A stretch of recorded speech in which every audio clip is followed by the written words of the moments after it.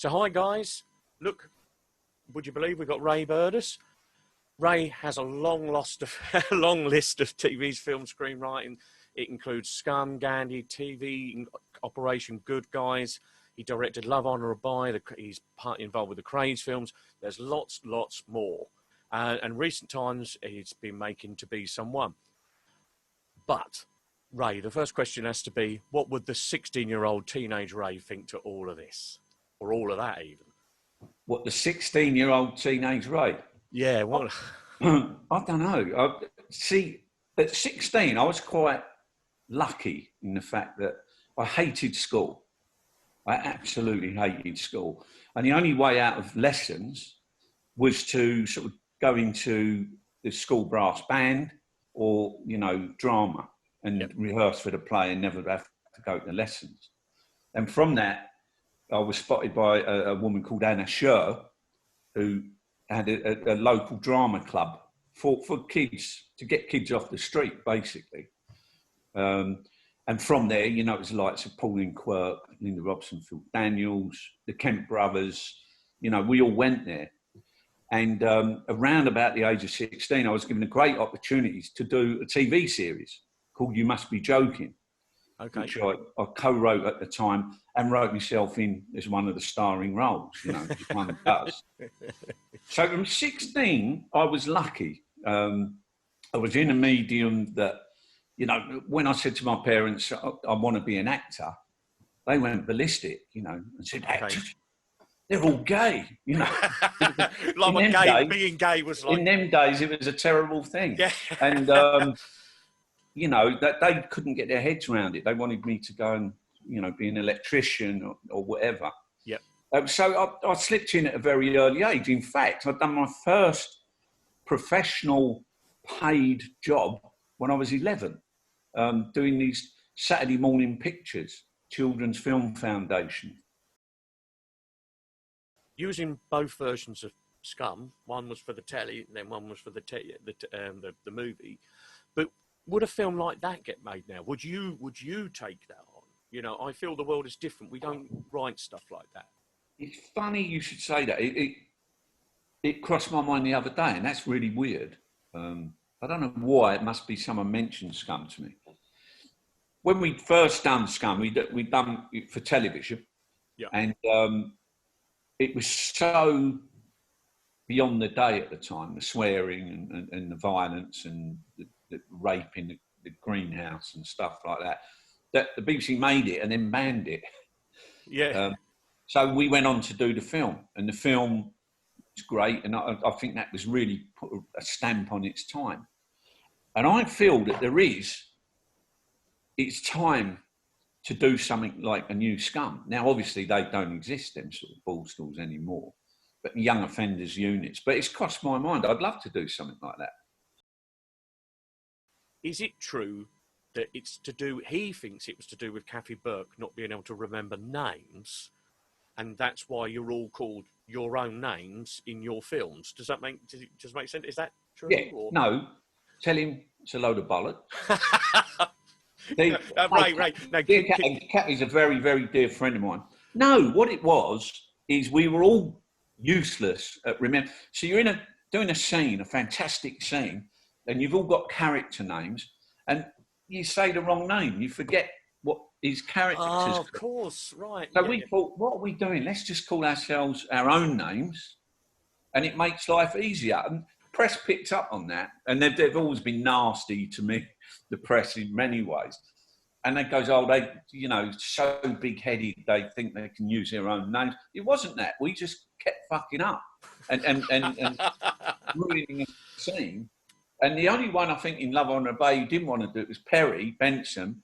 He wanted to be called Alan for some reason, but that was fine. We could cope with that. So that's the truth. It was all of us just kept screwing up on the... I think, look, when you do improvisation, I mean, you can get people...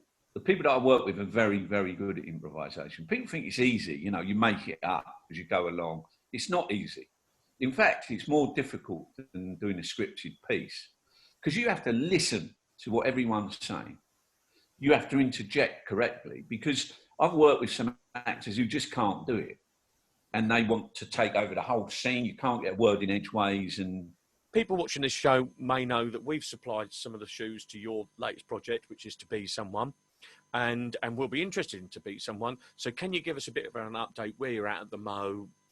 You know, editing, and is that what I've heard? Or yeah, it's a very exciting time. To Be Someone's based on a book by Pete Meadows, who's very, very passionate mod, and I know nothing about mods, so it's good to have someone on side that guides me in the right direction. We're editing at the moment. There's been a few hold-ups in the film, but, and then one thing from another, from illnesses over the Christmas period to lockdown. It's a new way of working. We're working down the line like you and I are now, doing the edit. It's looking great. All my cast are fantastic. The clothes look terrific. The shoes, of course. Yeah. Best shoes I've ever seen. Pairs as well. And the overall, I think it's going to be a very exciting film. Hopefully out before the end of this year. There's turmoil in the industry at the moment, like they're cancelling films left, right and centre. But for the To Be Someone audience out there, and Mod Shoes audience and whatever, we will have a premiere, and everyone will be invited along, and you'll be invited along too, and have fun. I think it's, it ain't Ben-Hur, that's for sure. Yeah. But it's a feel-good music, fun and fashion. That's what it is.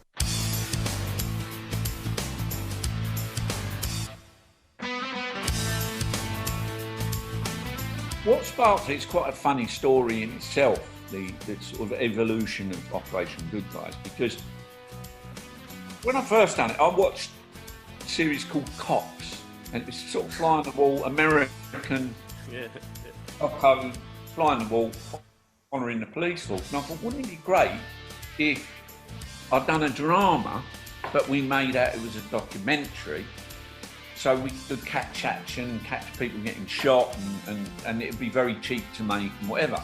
So I'd done a pilot off my own back, and I made it as a serious, hard-hitting drama. Well, that's what makes it funnier, doesn't it? To be more makes it more funny. BBC, and I got a call about a week later from a guy called Hugo Blick, who's gone on to do some really good stuff, really fantastic work.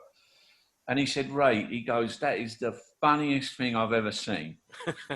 What a comedy, what inspiration you had. I goes, yeah, no, I meant it to be a comedy. Involved from there, and Hugo got involved. And my brother-in-law at the time, he was an undercover copper.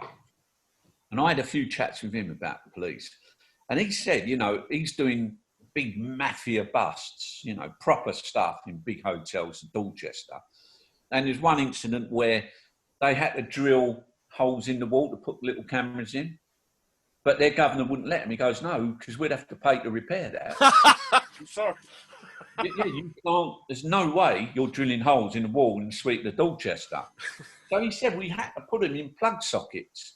So at one stage, I'm sitting by a plug socket, and these mafia dons are coming in, thinking he's just another mad mafia boss, because he's sitting on the floor. He said, that's the only way I can get him on camera.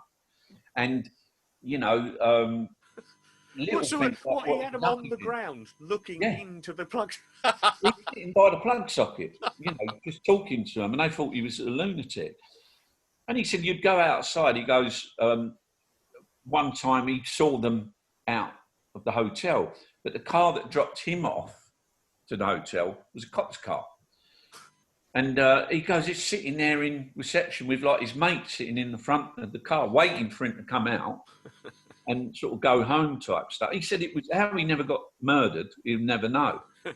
So I latched on to all these little stories, and a lot of them that are in Operation Good Guys are actually true, based on truth. Oh, now, this might be a good place to wrap this interview up. Yeah. What we could do is we could leave that hanging.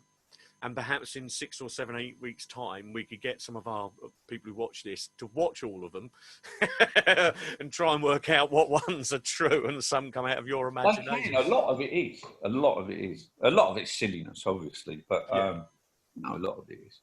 Ray, that's been absolutely fantastic. Let's wave goodbye to each other. Yeah, Thanks. Andy, pleasure, mate. Thank you so much for your involvement in the film. And thank you. To be someone. Watch this space, everyone, and hopefully I'll have it ready for you soon.